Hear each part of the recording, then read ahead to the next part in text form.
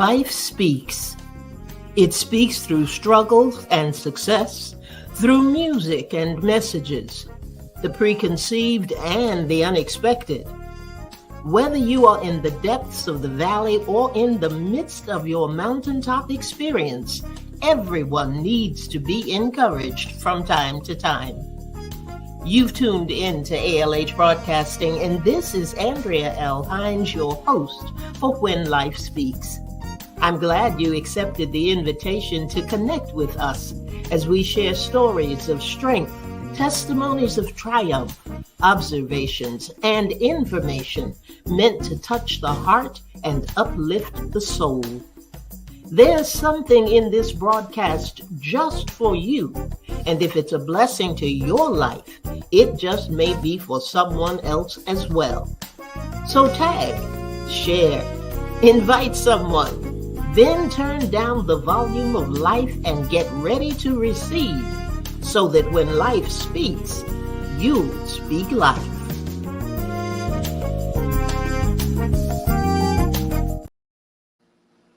Good evening, good evening, good evening. This is Andrea L. Hines, and I am your host for When Life Speaks. And I thank you in advance for joining us tonight. Things look a little different, as you can see. There's always something going on, always something happening, and there are always challenges and things, but we don't care about those at all. We just keep moving like there's no problem, and we're gonna make things happen however they need to happen. But I tell you what, I am here tonight with my guests. We don't even have any formalities tonight. This is going to be just so comfortable for everybody, including my guest, and her name is Tralyne Usry. Hey, Tralyne. Hi.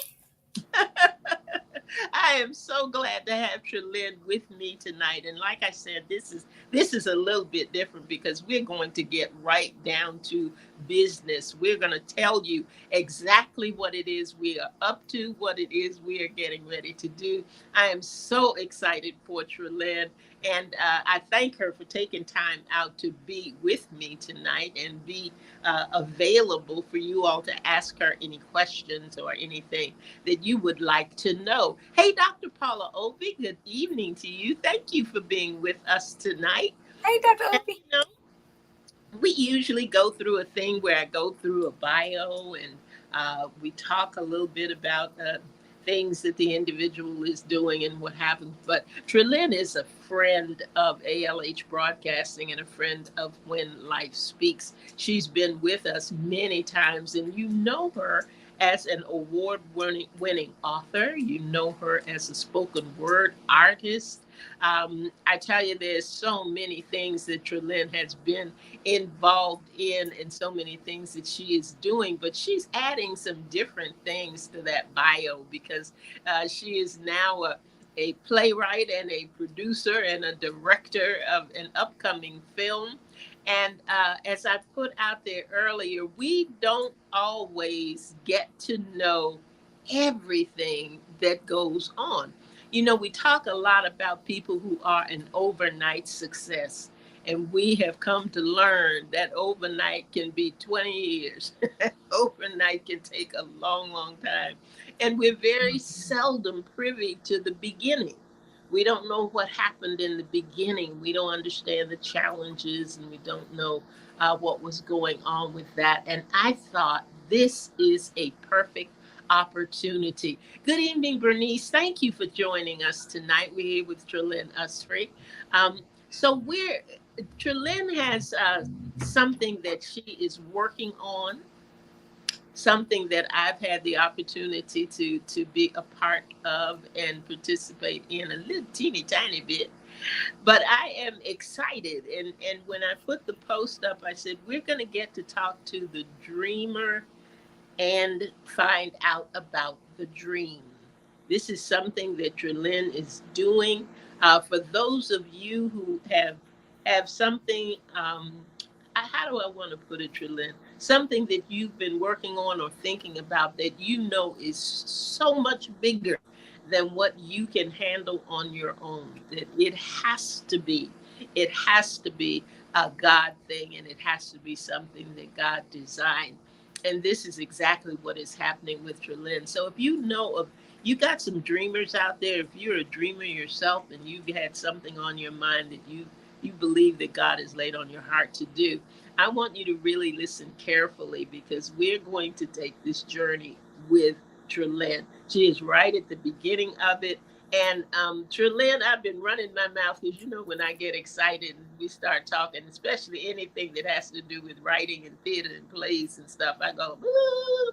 So I'm going to stop for a minute because I want you to tell the people about the project, and then I want you to tell them how it began.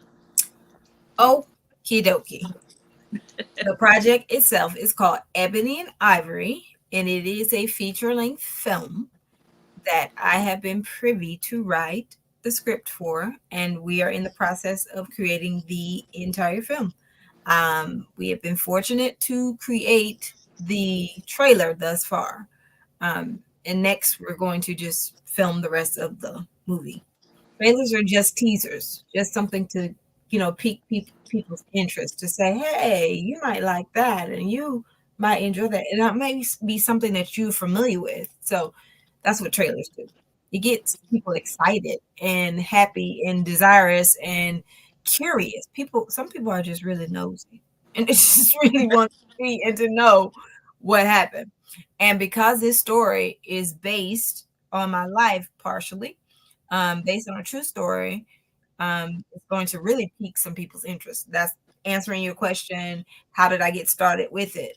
It started about years ago when I was 11, and I was experiencing my first face-to-face experience with racism. My best friend was Caucasian, and of course, you see, I'm Black.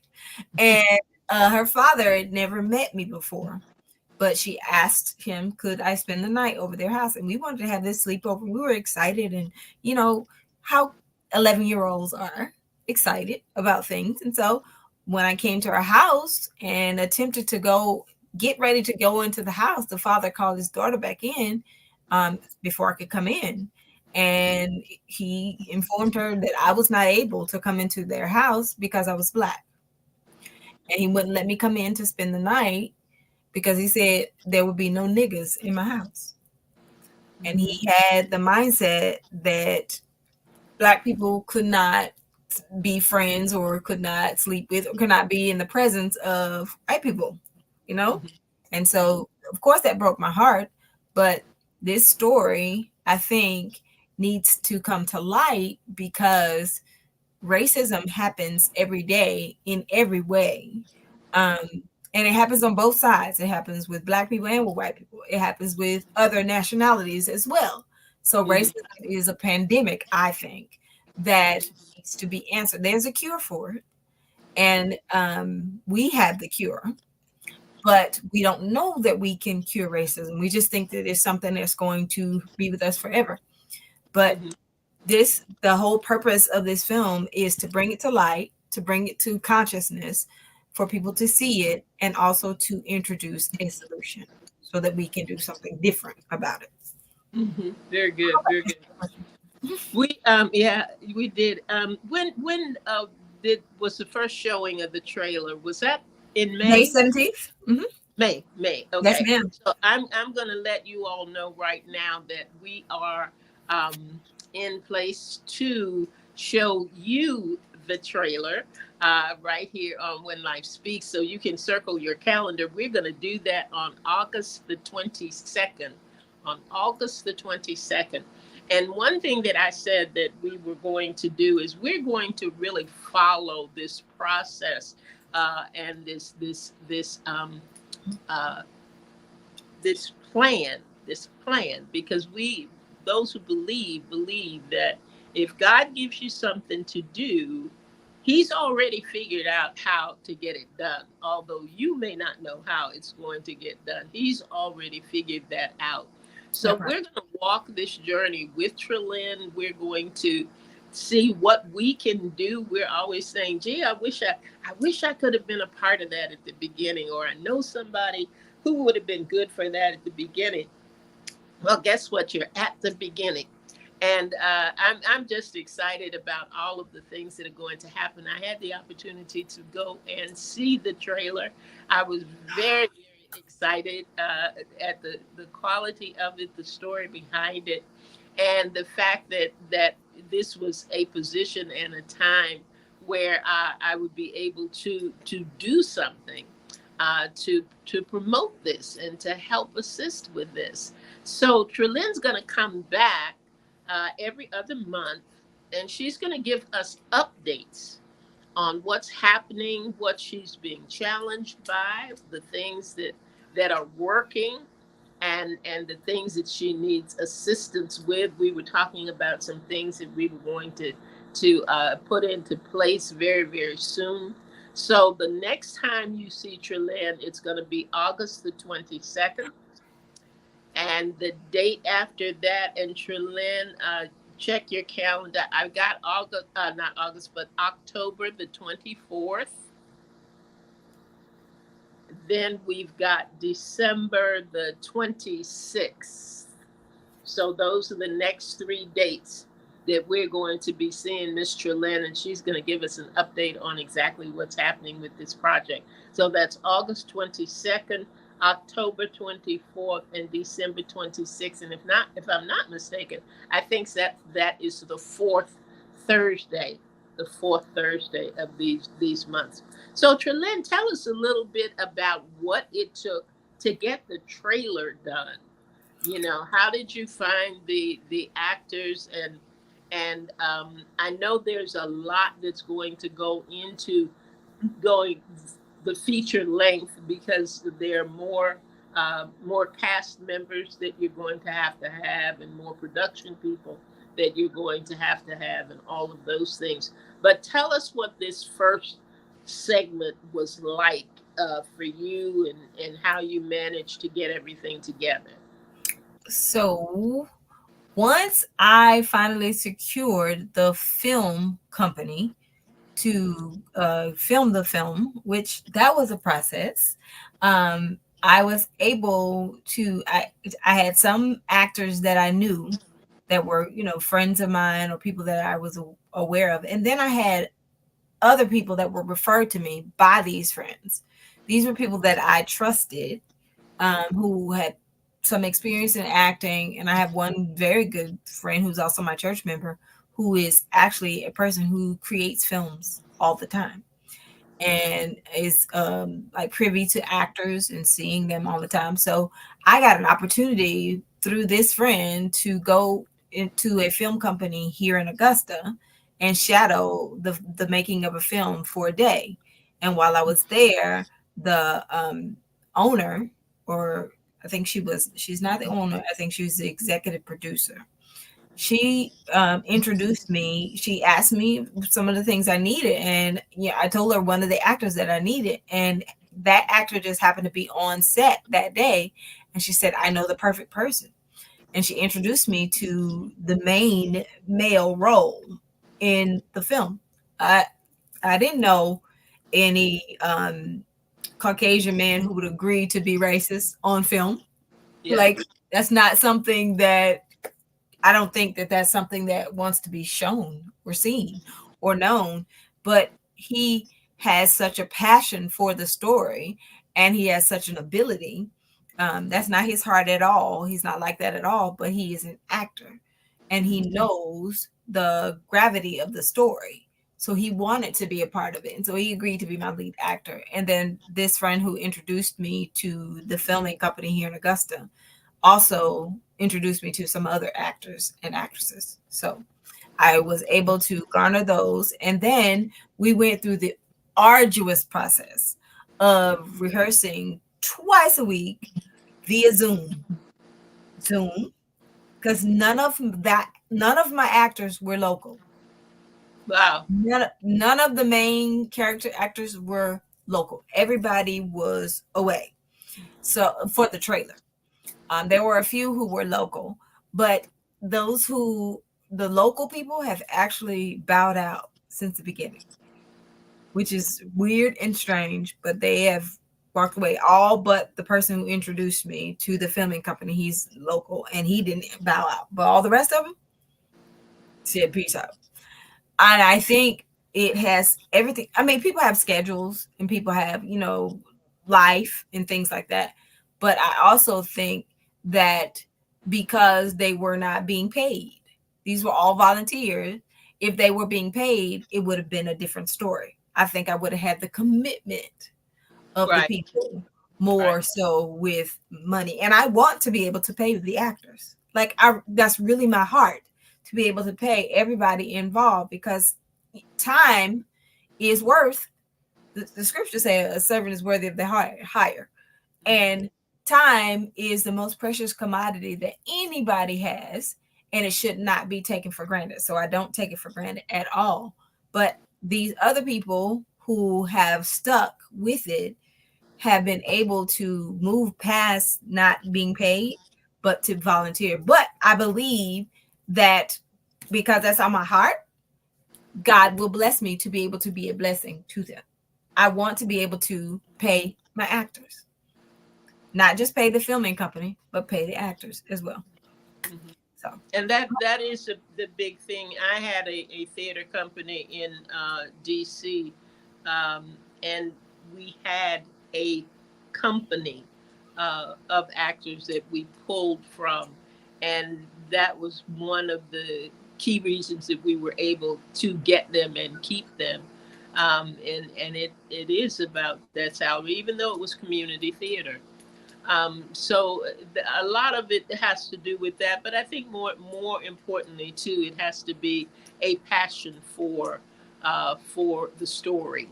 yeah. And I will say that the actors that you had for the trailer were very good, very good, and they portrayed their roles very well.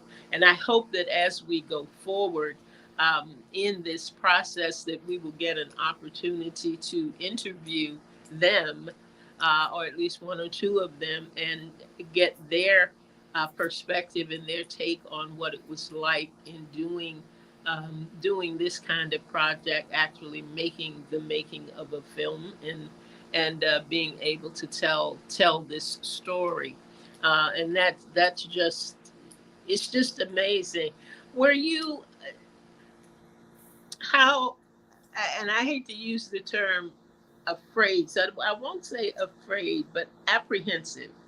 Were you apprehensive in the very beginning about stepping out there? It's not so much stepping out of your comfort zone, but it is stepping out into an arena that is way bigger than what you would normally do, or the things you would normally be involved in. Because spoken word and things like that are more intimate, and that's the way they're designed. You know what I'm saying? Mm-hmm, But when mm-hmm. you're talking about getting actors and maneuvering schedules from all over and having to adjust times and all of that, and the financial aspect of it, did you have a day when you stood back and said, what am I doing here? Am I really going to be able to pull this off? And I actually didn't have that moment. I had the moment of, um, you are you kidding me? Like, why is it this difficult? You know, because I am a people person and I am accustomed to people, loving people, wanting to be with people. I wasn't intimidated so much about getting the actors and that kind of thing. I was intimidated by scheduling. I am not the most organized person in the whole wide world. That's what happens with creative people. Creative people don't usually do left brain, right brain, type A. No, it's not me at all. See, I don't even know how to verbalize what it is because that's not who I am. I am not a schedule person. So that was the first part that intimidated me. I thought that I wasn't going to be able to create a schedule and to keep it. I was like, there's no way that I could do that because I'm not that organized to be able to handle, okay, timing, setting, lighting. I mean, that kind of thing. I went to school for directing for film and television. So I wasn't intimidated by the filming process itself. Like I knew all the parts, the moving parts of making a film. That didn't bother me at all. But just like the producer is usually the person who's in charge of schedules and doing those types of things. That's not me. And the producer's in charge of finding money. That's not me. And so those were things that intimidated me because I was stepping out of that part of my comfort zone. Like I don't know. I still don't know how to do that. Let me just say that out loud. I still don't know how to do that. It's the grace of God. And it's a whole lot of mercy that was given to me by the director of photography, the DP. Like she held my hand and walked me through a lot of things because she knew this girl is slow. I didn't know. All I knew was I had the story, I've written it, and I had the passion. That's all I listen. That's all I knew. I went to school for directing for film and television, but I had never actually directed my own film or Mhm. directed my own television show. So saying things and knowing things on, you know, book knowledge is not the same as hands-on knowledge. Absolutely. I found that out when I went into the classroom. I got the book knowledge to be a teacher, but I ain't learned how to be a teacher till I got in the classroom. Right. That's real talk. That's hands on. Same thing with this filming process. I didn't know how to film or do anything with film until I was in the process, hands on. Hmm. Hmm. Now, the were you surprised at all? Were there any particular things within the process? Like you said, I know it from a book standpoint, but the actual practical application is something else. Was there anything that stands out to you that just totally threw you or surprised you that you weren't expecting? Can you share some of that? I'm glad you said some because it's too many. Um, I One thing that I was not privy to knowing before I was hands on set was, and this is going to be a technical thing, Elder, but when you say cut in a scene, when a scene is done and finished, it needs time to meld. You got to give it more time to pick up the atmospheric sounds and all of that. And so that could be like moments of silence. And I called cut really quickly. I was like, okay, the actor has walked out of the room. Why are we still cut? And the DP looked at me like, no, that's not. And I said, I know. I'm sorry. I, I didn't know. They didn't tell me that in my books. They just told me when the last line is finished, that's the end of the scene.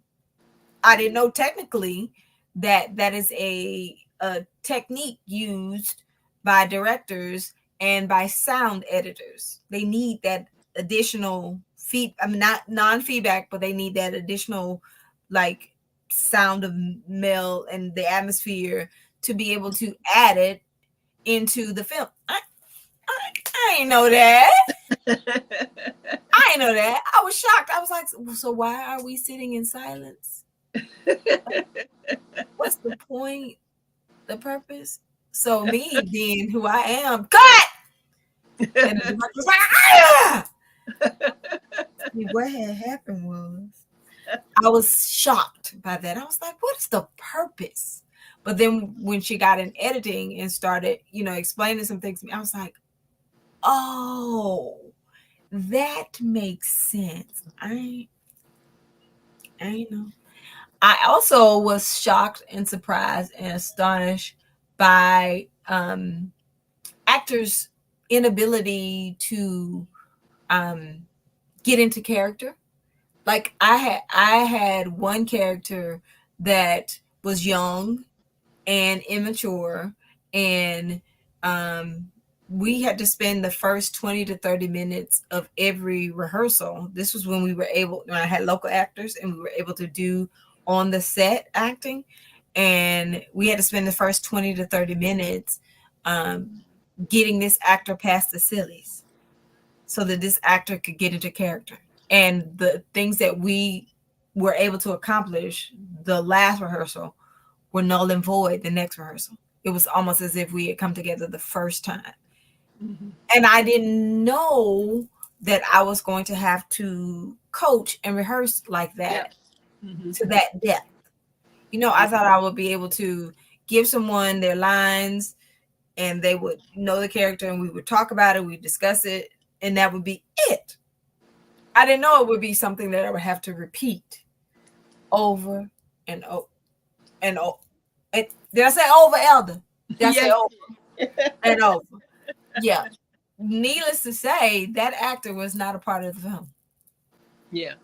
Yeah. She got her walking papers Yeah. because I was aware of people's time and I didn't want to waste other people's time. I was okay. I'm a kindergarten teacher, so I was, I know I'm used to patience. I can do it. I can do patience. But everybody else, these were people who were getting off work and coming to rehearsal. These were people who were leaving their families. They were, not cooking for the family. Not, it was just an inconvenience for other people. And then for us to have to deal with that, them to have to deal. I didn't want people to have to go through that. Yeah. And Yeah. so I had to make a hard decision. And that was a eye opener for me. I didn't like having to cut people, like to say, and that wasn't the only actor I cut, you know, just people who just were not in line with the vision and in line with, their hearts and their passions weren't there and their commitment wasn't there. And I can't do a lack of commitment. Well, the good news is that it happened when it happened, and Right. you weren't in the throes of the full production and full production schedule. It Right. happened. Right. Uh, and the lesson learned. We used to do a lot of improv work before we started shooting, not shooting, but rehearsing for theater. And we would also do a lot of um, character development from the inside out. And Right. we had classes and things about that. And for those who don't know, or haven't been involved with theater or drama or anything like that, that is to give that character a life, Mm-hmm. to be able to say, okay, I'm 30 years old, I've never been married, I've been living in Tennessee, I've had this and this happen to me. And it's nothing that's usually written in the script. It's not anything that's in the play. But what it does is it helps you in those moments to react the way that that character would react. Because if I've Mm-hmm. gone through something in my life, um, it may cause me to act a particular way. But if I Mm-hmm. haven't, that response that I give in reaction is totally different, That totally part. different. So it is a learning process, but you learned it at the right time. I will say that, Amen. and to go forward. How will you? Are you going to advertise for your actors when you need them? I Uh, am. or you will? Okay. I am. Okay. All I right. at first did cast calls on Facebook, but that didn't. I mean, all I got was feedback on what I should have included in the casting call. I didn't really get a lot of feedback. I mean, get a lot of actors from that. So I'm going to move towards some paid advertisement in Mm-hmm. some avenues where I can. There's a site called Mandy. Mandy is a acting site, and they ask what are your specs, what you need for the actor, and then they ask what are you willing to pay. And money, like the Bible says, answers all things. Money will answer all things. Is what's needed to get put people in place. And I know that once I advertise in a place where it's paid for, and they have knowledge that they'll be able to be paid, then I'm sure that I will get what I need. I'm Yeah. sure. Yeah. Well, the good news is that there are still grants available for the arts. There are still foundations available who are willing to get behind a project that they believe in. They not only do it because they want to, but they have a responsibility to, based on whatever their bylaws are for the Mhm. particular Mhm. organization. Uh, Mhm. so the money hasn't left the earth. uh, Yeah. it's still there and it's still circulating. And we know that because this is something that God gave you to do, He knows where the money is. So we are going to be believing and putting some Period. tread to that belief, and know that this is going to uh, be something that is going to work. Now we've got Angie on the line. Angie's in South Carolina, and Bernice, I Hey, believe, hey, Bernice Bernice. is in Georgia, I think, and Paula is up in this area. Dr. Obi is, Hey, and Dr. we have people that join us from California and also from Florida, and we're just and DC. I think Marsha Marcells is from the Maryland DC area, and we are going to we're going to begin to make sure that when you put something out there that we will at least share it to our Facebook pages or the Facebook pages in Thank you. the areas where we are located. We've done an entire series recently about serving. You know, how can I serve? What can I do? What are some of the things that I can participate in? So this is one of those opportunities that we have to actually do some of those things, and I'm happy that When Life Speaks in ALH Broadcasting can be a part of that. So we know funding is a big thing. Actors are going to be a big thing. As we go along in these days, Trelyn, and as you get your plan for next steps developed, will you be able to share that with us in the timeline Absolutely. that you get? Okay, okay. Absolutely. Thank you. Okay, and we will be able to kind of follow along that way. So this is kind of a first. I'm always asking and looking, asking God for what can we do now? What can we do next? What can we do that's different or whatever?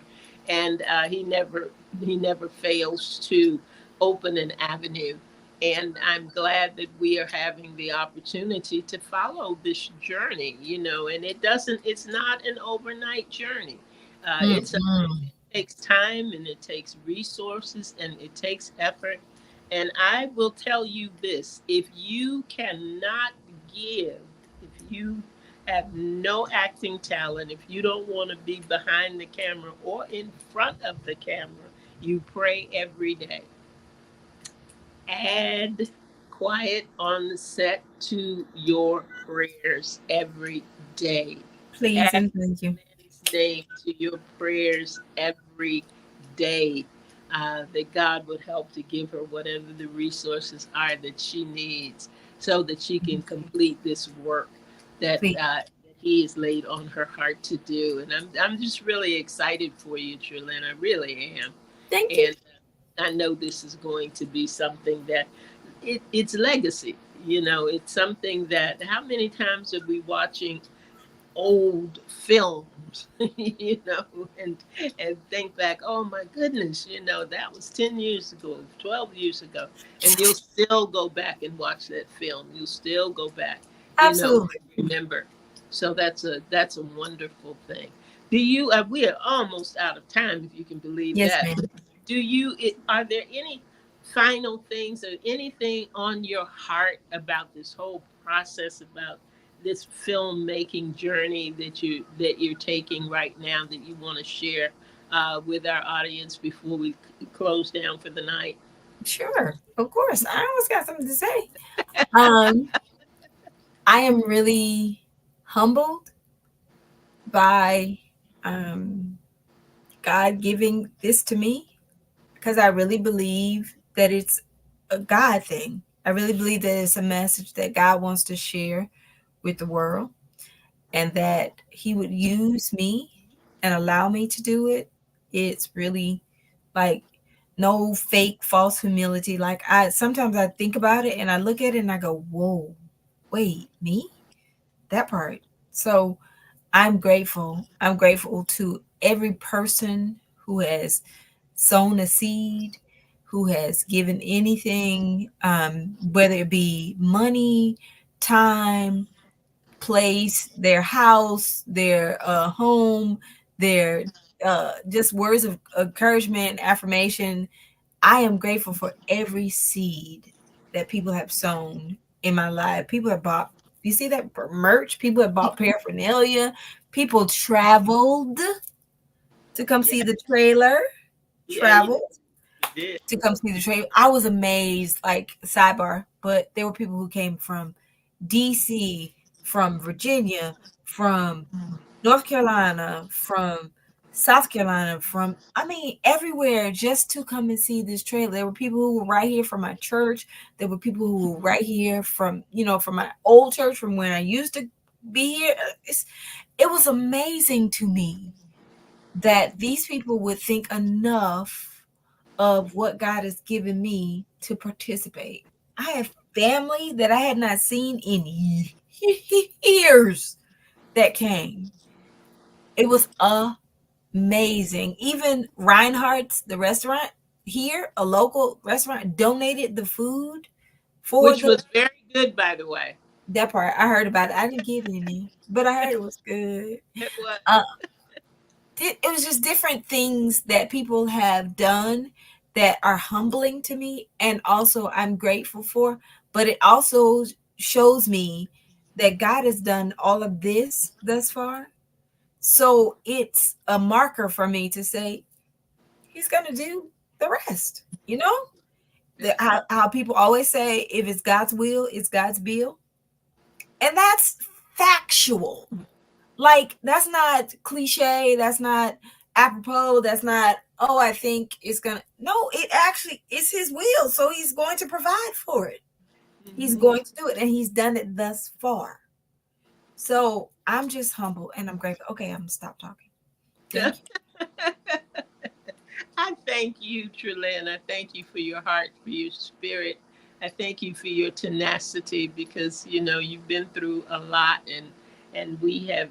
I had Tralyne come on and tell us about her journey with MS and just her story of strength and testimony of triumph with some of the things that she's been through in her life. And we are grateful that we are able to come alongside you in this effort. And like I said, if we do no more than pray, that's huge because God answers prayers. He truly does. And to be able to do something for His glory, and starting out that He's going to get the glory from it, it just makes it extra special and extra important to do. Yep. So thank you so much. Thank you for being with us tonight.